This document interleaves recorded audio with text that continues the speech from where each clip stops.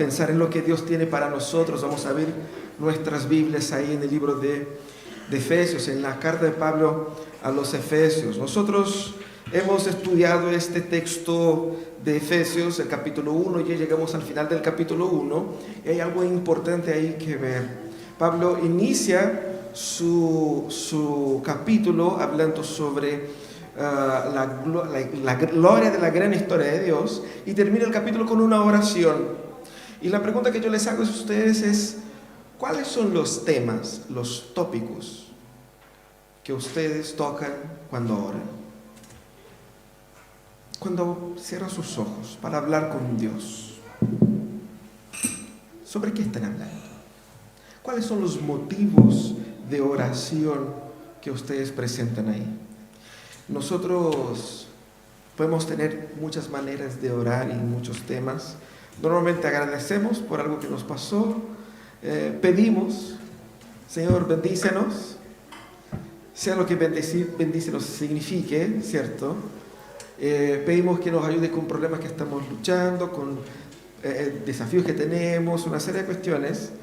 Pero lo que nosotros hablamos en la oración refleja mucho de lo que pensamos sobre quién es Dios, quiénes somos nosotros y lo que esperamos que pase. Lo que vamos a ver hoy día es la oración del apóstol Pablo, él orando por esta iglesia, y el contenido de esta oración es muy distinto de lo que nosotros ordinariamente entregamos. Nosotros esa semana estuvimos con el grupo de hombres, el masterclass, en los distintos grupos, hablando sobre David y Goliat. Todos conocen esa historia, ¿cierto? Todos conocemos esa historia. Lo que comentábamos ahí durante la semana es que muy probablemente la idea que tenemos de esta historia está equivocada. Muy probablemente. Pero, ¿cuál es la idea que mucha gente tiene? El pobrecito David enfrentando al gigante Goliat, ¿cierto? Pero había un tema ahí. David fue sumamente valiente para enfrentar a Goliat, ¿no es verdad? Pero ¿él fue valiente o fue imprudente? No tenía formación, no tenía estructura, no tenía herramientas. ¿Es valentía o es imprudencia? Por eso los hombres mueren más temprano que las mujeres, ¿no? Por tanta la imprudencia a que uno se mete. El punto es, nosotros siempre pensamos David y Goliat como el menor contra el mayor, pero David no tenía esa perspectiva, porque David conocía a Dios. Y en la perspectiva de David no era el menor contra el mayor.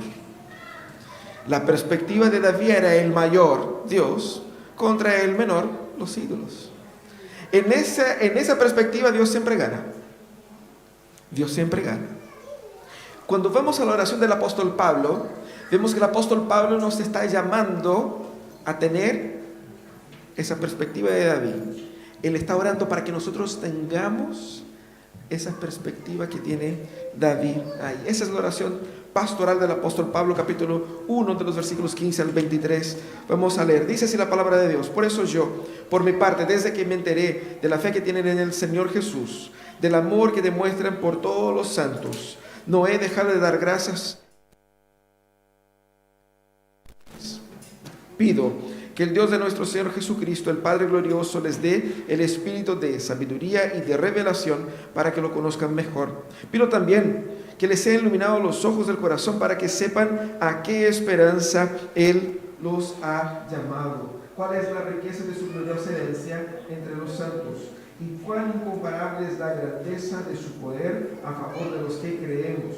Ese poder es la fuerza grandiosa y eficaz que Dios ejerció en Cristo cuando lo resucitó de entre los muertos y lo sentó a su derecha en las regiones celestiales, muy por encima de todo gobierno, autoridad, poder y dominio, y de cualquier otro nombre que se invoque, no solo en este mundo, sino también en el venidero. Dios sometió todas las cosas al dominio de Cristo y lo dio por cabeza de todo a la iglesia. Esta es su cuerpo, es la plenitud de aquel que llena todo por completo. Vaya, qué oración, qué oración. Vamos a meditar en ese texto, la oración pastoral del apóstol Pablo. Podemos juntamente con Pablo, juntamente con los creyentes de aquella iglesia, ser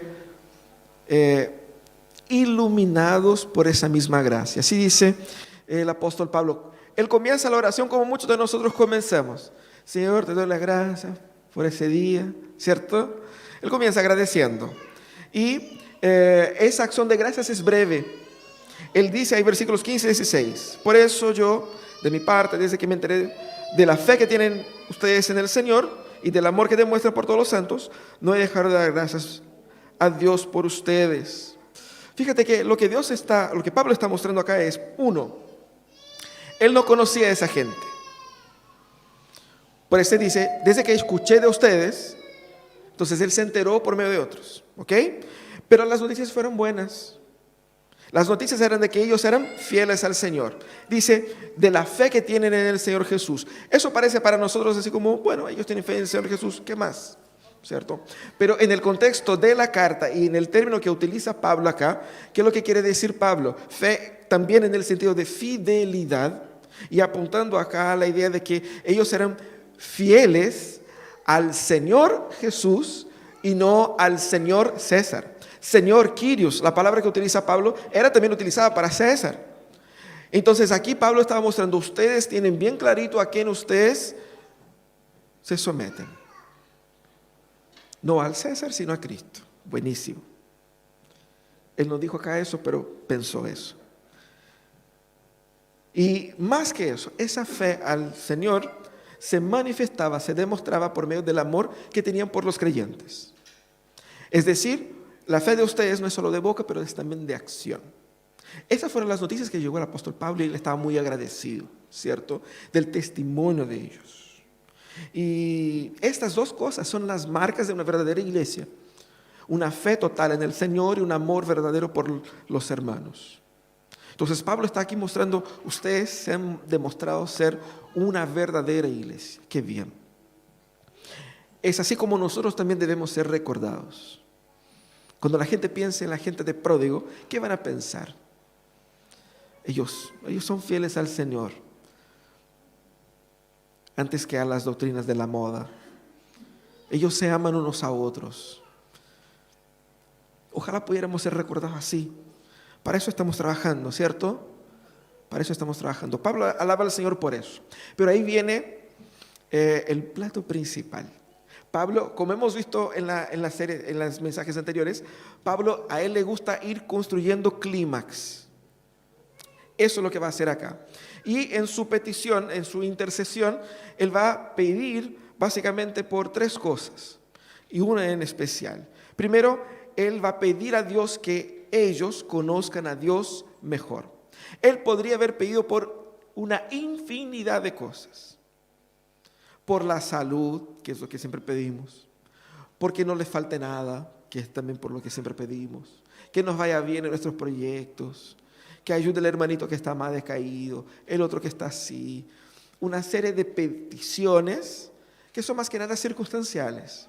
El apóstol va a pedir algo más profundo y más importante. Primero, que conozcamos mejor a Dios. Él dice, pido al Dios de nuestro Señor Jesucristo, el Padre glorioso, que les dé espíritu de sabiduría y de revelación para que lo conozcan mejor. Claro que Pablo pone siempre palabras así como bien enredadas, ¿no es cierto? Espíritu de sabiduría y de revelación. Y uno lee el texto y se confunde con tantos adjetivos, con tantas palabras y todo eso. Pero básicamente él hace mención aquí, pido al Padre glorioso, al Padre de gloria, como en algunas versiones. Y uno pasa así como, bueno, Padre glorioso. Esa mención, Padre glorioso, él está orando al Padre. Y recuerden, un paréntesis acá, ¿cierto? Es así como los creyentes oran. Nosotros oramos al Dios Padre por medio del Dios Hijo. Y el Espíritu Santo es quien, como hemos leído, quien intercede por nosotros. Hay en la oración una relación trinitaria ahí, pero la oración es dirigida siempre al Padre, ¿cierto? Jesucristo oraba ¿a quién? Al Padre. Aquí Pablo está orando ¿a quién? Al Padre. Está orando al Padre y él se refiere al Dios Padre como el Dios glorioso, el Dios de gloria. La expresión gloria aquí Pablo utiliza porque él está haciendo un vínculo con lo que dice el Antiguo Testamento, donde gloria siempre es asociada a las acciones salvadoras de Dios. Cuando libra el pueblo de Egipto, cuando abre el Mar Rojo, la gloria de Dios se manifestó librando al pueblo. Entonces hace una mención aquí de un Dios salvador, ¿cierto? ¿Qué es lo que Él pide? Él pide espíritu de sabiduría y de revelación. Él pide que el Espíritu Santo pueda obrar en nosotros de manera a que tengamos, como dice acá, dos cosas: sabiduría y revelación. Básicamente, Él resume para que lo conozcan mejor. Esa petición, ella es explicada en las siguientes peticiones. Pero ¿qué dice acá? No tanto un descubrir místico, porque uno lee espíritu de sabiduría y yo ya me imagino ser poseído así por mi mente, que el Espíritu va a venir y que yo voy a tener un conocimiento místico más profundo y qué sé yo. No, no es eso. Lo que el apóstol está hablando acá, como se ve en toda la carta, Dios actúa por medio del Espíritu Santo en la iglesia. Ese espíritu de revelación y de sabiduría no te va a tomar así en una noche de introspección y que te va a despertar en la madrugada y que va a hacer soñar con realidades desconocidas, no. Lo que Pablo está diciendo acá es que por medio de los canales ordinarios y naturales por donde el Espíritu trabaja, que ustedes sean edificados. ¿Cuáles son esos canales ordinarios por medio de los cuales el Espíritu trabaja? Por medio de los dones que el Espíritu dio a la iglesia. Por medio del ministerio de docencia de la iglesia, que ustedes lleguen a esa comprensión. Uno quiere aprender mágicamente, uno no quiere estudiar, ¿cierto? Lo que Pablo está diciendo es que ustedes puedan, por medio de los canales tradicionales, que el Espíritu, por donde el Espíritu trabaja, que ustedes puedan conocer mejor a Dios. Aquí, por medio de los dones que Dios dio a su cuerpo, para la edificación de su cuerpo, que ustedes puedan aprender. Si usted quiere conocer mejor a Dios, no hay magia. Es por medio de la iglesia que conocerás mejor a Dios. A ella Dios derramó dones también de enseñanza, para que por medio de ahí usted pueda aprender. De eso está hablando. Y Espíritu dice, de sabiduría y conocimiento. Sabiduría apuntando a que sea un conocimiento práctico, para mejor toma de decisiones. Y eso vuelvo a decir, siempre lo he dicho. Mientras más conoces usted a la Biblia y a Dios, por ende, mejores decisiones tomarás. Muchas de las decisiones terribles, desgraciadas que hemos tomado en la vida, la hemos tomado por ignorar lo que dice la Biblia o por simplemente no conocer lo que dice la Biblia. Mientras más conozcas a Dios, mejores decisiones tomarás en tu vida. Así si estás afligido, ¿qué hago con esa situación? Bueno, ora y lee la Biblia. Aprende del Señor. Es que uno quiere la respuesta así, ¿no? Uno quiere ahora. Señor, necesito una respuesta ahora. ¿Me compro o no me compro? ¿Me voy o no me voy? ¿Me cambio o no me cambio? Señor, ahora, dame una señal. Uno no quiere caminar con Dios. Uno quiere solamente que Dios le vaya resolviendo los cachos. Pero no es así que funciona. Hay que caminar con Él. Hay que caminar con Él. No solamente un espíritu de sabiduría, pero también un espíritu de revelación. Aquí la idea es que ese conocimiento viene de Dios, es Dios quien me da. Por eso yo tengo que estar en contacto con Él. Él quien me va iluminando la mente para entender todo eso. ¿Para qué? Para que lo conozcamos mejor. Eso es lo que Dios espera de nosotros. ¿Qué es lo que Dios quiere de ti? Si en algún momento usted despertó pensando, ¿qué quiere Dios de mí? Eso es lo que quiere Dios de ti, que tú le conozcas mejor a Él. Eso es la meta de la vida. Eso es lo que vamos a hacer por la eternidad. De hecho, Jesús dijo en Juan 17, versículo 3, y esta es la vida eterna.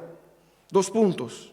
Que te conozcan a ti, el único Dios verdadero, y a Jesucristo a quien tú has enviado. Esa es tu meta en la vida. Porque en el momento en que conoces a Dios, y mientras más conoces a Dios, mejor conoces a ti mismo, mejor conoces al mundo, más consciente vas a estar de todas las cosas, de cómo el mundo funciona, de cómo las cosas se manifiestan, de cómo reaccionar, de cómo entender sus sentimientos. Conocer a Dios es la clave. Nosotros debemos orar más y más: Señor, quiero conocerte más y mejor. Necesito conocerte más y mejor. Por eso Pablo ora aquí: conociendo a Dios, tendremos mejor conciencia de la esperanza, de la herencia y del poder que tenemos en Cristo. Estas tres cosas es lo que Pablo va a decir enseguida. Pablo quiere que nosotros nos apropiemos de los frutos de este conocimiento, porque conocer a Dios no es como saber que Él existe. Eso no es conocimiento, eso es simplemente la percepción de una realidad. Para conocer a una persona tienes que vivir con ella. Mi mamá siempre decía, y yo pienso que era una forma de criticar a nosotros, sus hijos. Decía: no, se ve bonito, se ve decente ese muchacho, pero anda a vivir con él para ver cómo realmente es, ¿no? Eso decía la gente. Yo creo que estaba hablando mal de nosotros, yo creo. Ahora me doy cuenta. Pero conocer a alguien es caminar con esa persona. Pero conocer a Cristo y conocer a Dios, por ende, trae consecuencias, resultados. Y Pablo quiere que nosotros disfrutemos de la plenitud de los efectos de conocer a Dios. Él dice: pido también que sean iluminados los ojos del corazón para que sepan a qué esperanza los ha llamado, cuál es la riqueza de su gloriosa herencia entre los santos y cuán incomparable la grandeza de su poder a favor de los que creemos. Él dice primeramente esperanza, para que sepan a qué esperanza Él los ha llamado. Básicamente lo que Él apunta acá es que por medio del conocer a Dios, que nosotros sepamos o que tengamos una fe cada vez más consolidada. Fe y esperanza son cosas muy vinculadas. ¿Por qué? Porque la fe es la certeza de lo que se espera, ¿cierto? Uno va en Hebreos 11, versículo 1, eso es lo que dice. Entonces, lo que Pablo está pidiendo a Dios es que tengamos una fe mejorada y que tengamos conciencia de lo que se nos viene. Esperanza es muy importante porque nosotros hacemos muchas cosas basadas en ciertas esperanzas. Lo que Pablo apunta acá es que tengamos la correcta conciencia de la verdadera esperanza a la cual Dios nos llamó. Dios nos llamó para algo. ¿Para qué? ¿Qué quiere Dios de mí? Eso es lo que Pablo está hablando acá. Esperanza aquí, en este contexto, tiene fundamento en la historia porque revela de dónde nosotros venimos, hacia dónde vamos, y nos da perspectiva de la realidad. Lo que Pablo pide es que tengamos una mejor perspectiva de la realidad. Que sepamos hacia dónde apunta ese mundo. ¿Hacia dónde va la micro? ¿Hacia dónde voy yo en esa micro? Esa conciencia es lo que me ayuda a vivir mejor. Seguramente todos pueden decir: ¿qué es lo que quiere de la vida? Quiero vivir mejor. No podrás vivir mejor sin esto. Y eso es lo que Pablo está pidiendo a Dios. Nosotros, y cuando habla aquí de esperanza a la cual nos ha llamado como su pueblo. Y aquí quisiera hacer un paréntesis. Nosotros leemos ese texto y nuestra cultura y visión individualista siempre piensa en mí, en mí, en mí. Pablo está hablando de la iglesia, del pueblo de Dios. La redención se da, se mueve y actúa por medio del pueblo de Dios. Y tenemos que ver todas esas cosas en el contexto del pueblo de Dios. Deja de ser tan individualista, porque yo sé que tú tienes sus problemas, todos tenemos nuestros problemas. Pero Dios viene para solucionar tus problemas en el contexto de la iglesia. Así que ser parte de la comunidad es unirte a la solución que Dios está implementando en el mundo y disfrutar de las bendiciones de Dios. Las bendiciones de la salvación se experimentan en el cuerpo de Cristo, porque como vamos a ver al final, Él es la cabeza de ese cuerpo. Si no estás unido al cuerpo, no estás unido a la cabeza. Ya vamos a hablar sobre eso.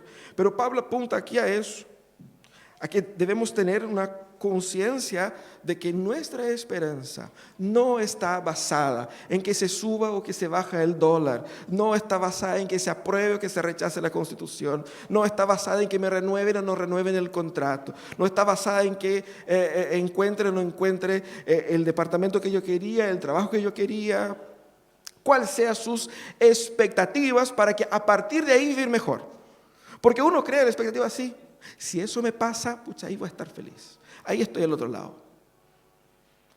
Si me dan un aumento de sueldo de la pega, chuta, ahí estoy. O si me contratan un contrato indefinido, ¿cierto? O si encuentro pega en una pega donde no me pueden echar, así como en un servicio público, algo así, ahí estoy, ¿no? O si me caso, o si me cambio de trabajo, no sé, cuál sea tu esperanza. La pregunta es que nuestra esperanza no debe estar en estas cosas. Pablo ora para que nosotros tengamos una mejor conciencia de nuestra esperanza por medio de conocer a Dios. Conocer a Dios va a sanar tus emociones, porque va a alinear las expectativas con la realidad que Dios está construyendo. Si estás con el corazón muy desequilibrado, lo primero que tienes que hacer, crecer en el conocimiento de Dios, para que Él pueda ajustar tus expectativas y tus esperanzas. Segundo, Pablo pide que nosotros podamos entender cuál es la riqueza de su gloriosa herencia entre los santos. De nuevo con ese tema, Pablo va a hablar varias veces en esa carta de herencia. ¿A quién tenemos que matar para quedar con la herencia acá, no? ¿De qué está hablando? ¿Qué herencia es eso? Aquí herencia podemos traducir de una forma bien sencilla como los beneficios de la salvación. En algunas Biblias dice simplemente para que entendamos la riqueza de su salvación. Entonces salvación y herencia es más o menos algo similar o tiene significados similares aquí. Pablo presenta salvación no como la solución post-vida, ¿cierto? Que es lo que mucha gente entiende. ¿Qué es lo que es salvación? Yo voy viviendo acá y cuando me muera tengo una seguridad eterna. Y de hecho la gente entiende tanto así que ve toda esa labor que se hace como creyente, como religioso en la iglesia como una especie de AFP. Yo voy pagando, ¿cierto? Voy tragando todas esas reuniones, esos sermones, pagué, para que cuando me jubile de esta vida, tenga una vida eterna, ¿no? Y ahí ya no tengo más que trabajar, ya. Eso no es salvación. Salvación en el sentido bíblico es la restauración de todas las cosas. Cómo Dios restaura todas las cosas, trayendo un nuevo reino liderado por Cristo y formando una nueva sociedad que es la iglesia. Es así como se restaura todas las cosas. Esa restauración ya comenzó y culminará cuando Cristo venga y complete ese proceso. ¿Dónde estamos nosotros ahí? Ya estamos experimentando los efectos de esta nueva sociedad, de ese nuevo mundo. Las bendiciones de la era venidera, algunas de ellas ya se sienten acá, como por ejemplo el perdón de los pecados, la justificación, la paz con Dios. Porque ese es el verdadero problema. Tu problema no es que te falte plata, tu problema no es que tu trabajo te pague poco, tu problema no es que tienes luchas con adicción. No, tu problema es el pecado. Y la salvación viene a arreglar exactamente tu problema. Y aquí Pablo pide que nosotros entendamos cuán rica es esa salvación, cuán maravillosa. Mira las palabras que él utiliza. ¿Cuál es la riqueza de su gloriosa herencia? Es una herencia gloriosa y rica, abundante. Pero si sigues con esa idea de que salvación es simplemente cuando me muera voy al cielo, eso es desprestigiar la obra de Cristo. Cristo no murió en la cruz solo por eso. Porque vaya trabajo que le costó morir en la cruz. Era Dios eterno, tuvo que encarnarse, nacer, tragarse 33 años aquí entre nosotros, ¿cierto? Cada pregunta imbécil que hacían los discípulos, más encima lo pegan, lo matan. Todo eso para que simplemente cuando mueras tú tengas vacaciones eternas. ¡No! La salvación es algo tan llena de recursos, llena de bendiciones, tan restauradora. Es un tesoro. Por eso Jesucristo dijo que el reino de Dios es como un tesoro enterrado en el campo, por lo que un hombre vende todo y se lo queda con él. ¿Por qué? Vale mucho. Hemos leído acá textos sobre personas que están en países de gran persecución como Azerbaiyán, como hemos leído hoy día. ¿Por qué alguien entregaría su vida a Jesús en esos países? Porque vale la pena morir por Jesús, porque es riquísimo, es riquísimo. Tanta gente pierde la vida por un sueldo que ni siquiera es gran cosa. La salvación que tenemos en Cristo presenta recursos inagotables de bendición. Eso es lo que Pablo está diciendo acá. Y eso es importante que entendamos. Conocer mejor a Dios nos permitirá sacar mejor provecho y satisfacernos de todos los beneficios que Cristo conquistó en la cruz. Cristo ha conquistado beneficios inmensos en la cruz. ¿Cuáles son? En la medida en que conozcas mejor a Dios, descubrirás cuáles son esos beneficios y cómo se aplican a tu vida. Porque aún siendo cristiano puede ser que estés viviendo mal, estés ocupando mal la salvación que Dios te dio, la estés subaprovechando. Y gran parte de los problemas, de la lucha, de las congojas que tienes es el resultado de esa ignorancia. Por eso Pablo ora por ellos así, para que entendamos la riqueza de la herencia que tenemos en Cristo. Pero por fin él dedica mucho más texto en esa oración para hablar de la tercera cosa que él pide a Dios, para que entendamos cuán incomparable es la grandeza de su poder a favor de los que creemos. Nuevamente Pablo llena de palabras así como superlativas, ¿cierto? Cuán incomparable es la grandeza del poder que tenemos a nuestra disposición. Ese es el clímax aquí de toda la oración. Toda la esperanza que nosotros tenemos, toda la herencia, los beneficios de la salvación que nosotros tenemos, se sustenta en el hecho de que fue por medio del poder de Dios, por medio del Espíritu Santo obrando en Cristo, que Cristo pudo hacer lo que hizo. Este poder hace con que todo lo que hemos dicho sobre herencia, todo lo que hemos dicho sobre los privilegios ahí de la esperanza que tenemos, todo eso sea posible. Porque poder aquí tiene una idea de eficacia también, ¿ya? Así que, ¿qué es lo que hizo el Espíritu Santo? El Espíritu Santo resucitó a Cristo desde los muertos, eso es lo que apunta Pablo acá, lo puso como supremo sobre todo y más aún le dio como cabeza a su iglesia. Tres cosas es lo que Pablo indica que hizo el poder de Dios en Cristo.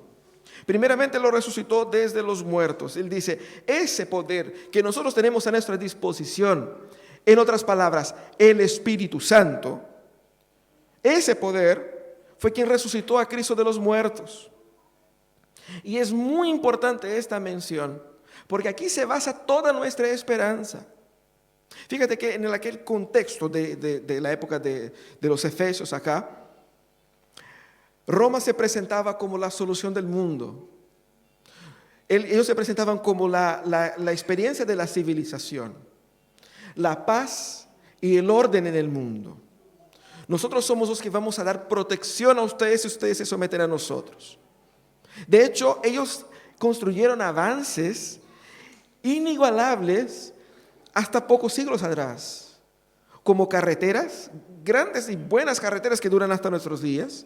Tenían un sistema de correos fenomenal, por eso tenemos tantas cartas, ¿cierto? Imagínate, estamos hablando del siglo I. Hasta hoy día nosotros tenemos problemas con correos, ¿cierto? Que la cosa que no llega, que se devuelve. Estamos hablando del siglo I. Ellos ya habían desarrollado eso, no en una ciudad. En todo lo que es Europa, el Medio Oriente, hasta llegando casi llegando a una parte importante de Asia. En el mundo conocido ellos llevaron una verdadera evolución, progreso, paz. Y se presentaba a Roma como nosotros somos los que tenemos la autoridad. Pero siempre surgían personas luchando contra Roma. ¿Y qué hacía Roma? Los crucificaba. Hasta que surgió Cristo. Y bueno, todo el complot de los judíos, qué sé yo, ellos dijeron, ¿sabe qué? Ya, crucifíquelo a ese. No lo conozco, pero mejor prevenir, ¿cierto? Y 3 días después está Jesús de nuevo. Hola, ¿cómo estás? Aquí estoy yo. La fuerza máxima de Roma era provocar la muerte a sus enemigos. Pero la muerte no pudo frenar a Jesús. Porque Jesús dijo a Roma: yo soy superior a ustedes. Es eso lo que él dice a sus discípulos: toda autoridad me es dada. Y eso es lo que Pablo dice, que ese poder se derramó sobre Cristo, este Cristo resucitado, y ese poder que tiene Cristo, como vemos acá, no solamente lo resucitó de los muertos, sino que lo sentó a la derecha, a su derecha, a la derecha de Dios, es decir, que le puso en la posición de comando sobre o en todas las regiones celestiales. Es decir, que Cristo no gobierna este mundito acá, pero Él gobierna todas las realidades celestiales de arriba hacia abajo. Entonces Él está en el punto más arriba del más arriba, y de ahí va abajo todo está bajo su dominio. Y Pablo va a ser más específico, así como que para que la gente entienda. Pablo va a decir muy por encima, no encima, porque le gustan los superlativos. Él dice no simplemente por encima, él dice muy, pero muy por encima de todo poder o gobierno, autoridad, poder y dominio. Son 4 palabras que los teólogos no saben exactamente si Pablo estaba refiriéndose a distintas formas de gobierno, si estaba haciendo una relación diferente, pero todas las expresiones que usted puede imaginar de control, de dominio, de poder, de dominación, tanto mental, sociológico, económico, político, físico, todo tipo de influencia, por sobre todo está Cristo, muy por encima de todo eso. Y más, porque alguien va a decir, bueno, está por encima de todos los gobiernos, pero también en ese mundo hay espíritus que se mueven y hay otras personas que oran a otros dioses, hay otros dioses ahí. Y muchos creyentes tienen todavía esa idea de que, bueno, está Cristo, pero hay otras fuerzas por ahí y como que Cristo está peleando con ellos. Aquí Pablo resuelve el problema de la batalla espiritual. Cristo la ganó, punto, nada más. Eso es lo que tienes que saber sobre batalla espiritual. Cristo la ganó, ¿por qué? Porque Él gobierna por sobre todo espíritu y sobre todo posible nombre a la cual la gente pueda invocar. Porque en aquel contexto místico de los efesios había esa idea de que existía un mundo espiritual, y para tener acceso a esos poderes espirituales tienes que conocer el nombre de estas fuerzas. Y solamente algunos pocos tenían esa información. Y al tener esa información, ¿cuál es el verdadero nombre del espíritu que se mueve acá? Yo tenía el control, el dominio, y podía invocar ese espíritu para que me hiciera lo que yo quisiera. Eso pasa también en nuestros días. Lo que Jesús va a decir aquí, lo que Pablo va a decir aquí es que Jesús está tan por encima de todos esos poderes que la gente puede pensar, imaginar, inventar y lo que quiera. Él está por encima de todo eso. Pablo dice, este es el poder que hizo Cristo, que puso Cristo ahí. Ese es el poder que está a nuestra disposición. El poder del Espíritu Santo de Dios. Y usted dice, ay, es que yo no puedo luchar con eso, no tengo fuerza. Cuando leemos ese texto, ¿nos suena ridículo cuando nosotros decimos, ay, es que yo no puedo? ¿Cómo que no puedes? Mira aquí el tamaño del poder que está a nuestra disposición. Pablo está orando para que nosotros entendamos y conozcamos el tamaño de ese poder. Ese es el tamaño de ese poder. Y más, Pablo dice que Dios, por medio de ese poder, obrando en Cristo, lo dio como cabeza a la iglesia. Pablo cierra esta oración tocando en el tema central de la carta. Nosotros tenemos que repensar nuestra idea de iglesia, porque la idea que muchos creyentes tienen de iglesia es simplemente un organismo social más que nada. Uno no dice así, uno no, sí, yo sé que no es así, pero lo trato como si fuera así. ¿Qué es lo que Pablo está mostrando acá? Y va a mostrar a lo largo de esta carta. Todo ese poder es administrado por Cristo por medio de la iglesia. La iglesia es el plan de Dios para redimir a la humanidad. La iglesia es por donde Dios va a sanar tu corazón, tu vida, tu familia. En el momento en que tú seas parte de la familia, del pueblo, del pacto. Por eso es tan importante. La familia, la iglesia es tan importante porque Cristo es la cabeza de la iglesia. No es solamente un organismo que nosotros formamos acá. Quizás uno va a decir, no, pero la iglesia es imperfecta, qué sé yo. Es imperfecta, pero es la imperfecta novia de Jesucristo. Y Él la está perfeccionando por medio de su Espíritu, con ese nivel de poder y con el nivel de elaboración del plan que Dios desarrolló en la eternidad. Por eso nosotros tenemos que repensar nuestra idea de iglesia. Porque la iglesia es el cuerpo de aquel que llena todo. Él gobierna el mundo por su iglesia. La iglesia, como dice David Platt en uno de sus libros, la iglesia es el plan A de Dios y Dios no tiene un plan B. ¿Qué es lo que nosotros podemos hacer por el mundo? Muchos creyentes caen en esa trampa de pensar que lo único que nosotros podemos hacer por el mundo como iglesia es actuando como si fuera una ONG. No. Está bien que Dios utilice también ONGs por ahí, pero la iglesia es el plan de Dios. Es por medio de esa iglesia y por medio de la iglesia de Cristo que Él restaura la sociedad. Es ahí donde Dios derrama los dones para edificar a los creyentes, para sanar sus heridas, para transformar sus vidas, para cambiar sus historias, para alcanzar a los que están perdidos, para buscar a los que están alejados, para animar a los que están debilitados. Es la iglesia, es la comunidad, es el pueblo de Dios. Debemos amar a la iglesia, servir a la iglesia, ser la iglesia de Cristo, estar vinculados más y más a Cristo. Por eso nosotros insistimos acá en que ustedes no simplemente marquen presencia como si fuera un costo de venir al culto, de participar. No, es necesidad básica. No vengo a la iglesia porque simplemente me gusta, aunque me guste. Lo necesito. ¿Por qué necesito de Dios? Y Dios se manifiesta por medio de la iglesia. Él me enseña por medio de la iglesia, me edifica por medio de la iglesia.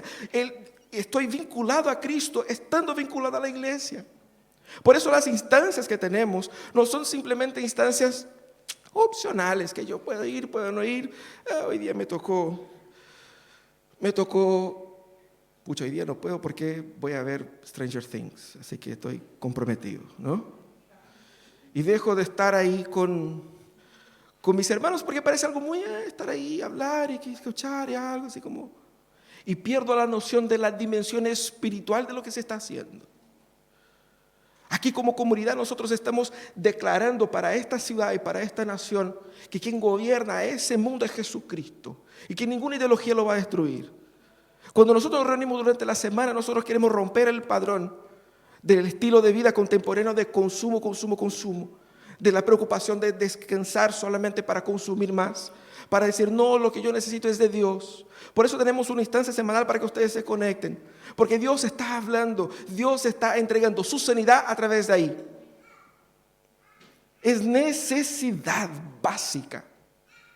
Y cuando ustedes vienen a servir, uno se pregunta, pucha, yo trabajo toda la semana y aún sí, el fin de semana ahí me saco la mugre de la iglesia y no descanso lo que quisiera descansar. Y ese servir es regenerador. Porque simplemente me pongo en las manos de Dios para que, Señor, sirviéndote a ti, soy instrumento de tu gracia. Y esa gracia que fluye por medio de mí me regenera. Y voy a estar mucho mejor el lunes que si no hubiera servido. Porque quien controla el mundo es Jehová y yo lo estoy sirviendo. Y Él me está sanando, Él me está transformando. Y uno dice, no, mejor me quedo aquí. Va a soñar con Vecna en la noche, ¿cierto? Ahí maratonear Stranger Things, va a soñar con Vecna, ¿cierto? Hay que leer mucho la Biblia para que Dios pueda. Si usted no sabe lo que es Vecna, no importa, ¿ya?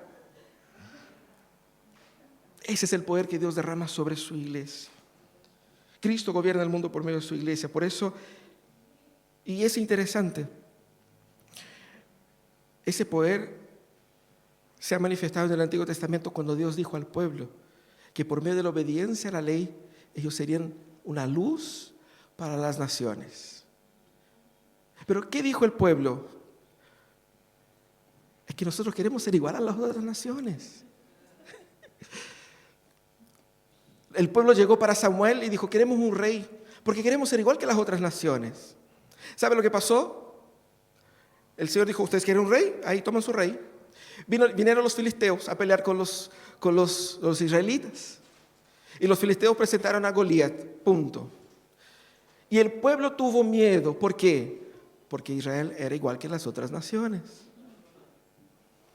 En el 1 contra 1, ¿ustedes no quieren ser igual? Ya, pues. Saquen ustedes el gigante a ustedes. ¿Sabe quién era el tipo más alto de Israel? Saúl. ¿Y por qué Saúl no fue a enfrentar a Goliat? Si la Biblia dice que de su hombro para arriba, él era el más alto que todos. Todos los judíos llegaban hasta su hombro. Era como un jugador de la NBA ahí, ¿cierto? ¿Y por qué él no se animó a enfrentar a Goliat o cualquier otro de sus guerreros? Que habían guerreros. Porque el pueblo pensaba que el pueblo era igual que las otras naciones. Ahí viene David, que no es grande, que no es fuerte. Había pasado por unos malos ratos antes. Pero ¿sabe por qué David no tuvo miedo? Porque David sabía que Israel no era como las otras naciones. Israel era el pueblo de Jehová. Y Jehová es ese que está por sobre todo. Y Jehová no le teme a nada, ni a nadie. Nosotros no somos como las demás naciones. Ahí viene Jesús y forma su pueblo con sus discípulos. Gente sin escolaridad, sin instrucción, pero gente llena del poder del Espíritu Santo. Cuando Pedro y Juan entran al templo, el tipo le pide unas moneditas. Si ellos fueran como las demás naciones, iban a entregar una moneda o no iban a entregar nada porque no tenía nada. Pero por ser lleno del Espíritu Santo, Pedro pudo decir: lo que tengo, te doy. Levanta y anda. Poder de Dios por medio de su pueblo para traer sanidad a ese mundo caído. Por eso Pablo ora. ¿Qué es lo que realmente importa a ti? ¿Qué es lo que realmente importa para ti? ¿Cuál es lo más importante? ¿Qué es lo que es más importante en tu vida? Estamos en julio, primer domingo de julio. Las promesas que hicimos para 2022 se fueron a las pailas en marzo, ¿cierto? La mayoría de ellas en enero mismo. El 15 de enero ya habíamos desistido. ¿Qué realmente importa en tu vida? Por eso debieras orar, por lo que es importante. Pablo va a mostrar aquí que lo que más importa para nosotros es conocer a Dios. Y nosotros conocemos a Dios cuando nos encontramos con su palabra en el contexto de su pueblo, porque Él por medio de su pueblo equipa a la iglesia para que lo conozcamos mejor. Lo que más necesitamos es abrazar el llamado de Dios para nosotros. Deja de buscar ser lo que Dios no te llamó a ser. ¿Cuál es el llamado tuyo como persona y tuyo como iglesia? Eso es lo que debe ser. Pablo va a decir cuál es nuestro llamado: ser un pueblo santo para Él. Porque cuando somos un pueblo santo para Dios, nosotros somos el marido soñado, la esposa adorada, el hijo perfecto, el mejor funcionario, el mejor jefe. Nosotros somos la alegría de aquellos que conviven con nosotros. Somos confiables. Somos personas que no están mirando el propio beneficio, que se están aprovechando de otros. Y si usted fija, el problema del mundo es ese. Porque usted puede cambiar todos los sistemas, pero si usted no cambia las personas, no cambia nada. Ese es el llamado de Dios para ti y para nosotros como iglesia. Dios quiere que nosotros descansemos en los beneficios y en las promesas de la salvación que está ahí. Deja de andar pegándose a la pared con la cabeza sin saber qué hacer, con todo ese arsenal de beneficios. Está a nuestra disposición. En la medida en que conozcamos a Dios, conoceremos más y mejor todos los beneficios y los recursos de esta salvación disponibles para nosotros ahora. Hay algunos beneficios que se van a desbloquear cuando venga Cristo, ¿no? Eso, no se preocupen con eso. Pero hay una infinidad que ya están libres. Úsalo. Pero solo puedes saber cuáles son en la medida que conoces y caminas con Cristo. Pero por fin sométate a ese gran poder. Disfruta de este gran poder que está a nuestra disposición, que es el poder del Espíritu Santo. Busca ser lleno del Espíritu Santo, porque es el Espíritu Santo obrando en ti que te va a dar victoria sobre las tentaciones, sobre las adicciones, sobre las crisis, la angustia, la depresión, la tristeza, sobre la falta de control económico, la falta de control de las emociones en el trabajo, las expectativas exageradas, frustradas, la imagen que tienes de ti mismo. El Espíritu Santo va a sanar todo eso, y en la medida en que te llenes del Espíritu Santo vas a tener mayor pasión por Dios, mayor pasión por tu palabra, mayor deseo de conocer a Él, mayor deseo de caminar con Él. Vas a sentir que tu vida es mucho más plena, mucho más llena de significado, de propósito, de alegría. Llénate del Espíritu Santo, porque el Espíritu Santo es el que administra en nosotros, por medio del poder de Dios, los efectos de la salvación. Sometámonos a ese inmenso poder que puso a Cristo como cabeza de todo. Cristo gobierna. Que Cristo gobierne tu vida también. Él la gobierna, pero quizás tú no estás tan consciente de este gobierno. Sométate al gobierno de Cristo en tu vida, para que podamos vivir la plenitud del llamado que Dios nos dio. Amén. Vamos a orar. Cierra tus ojos.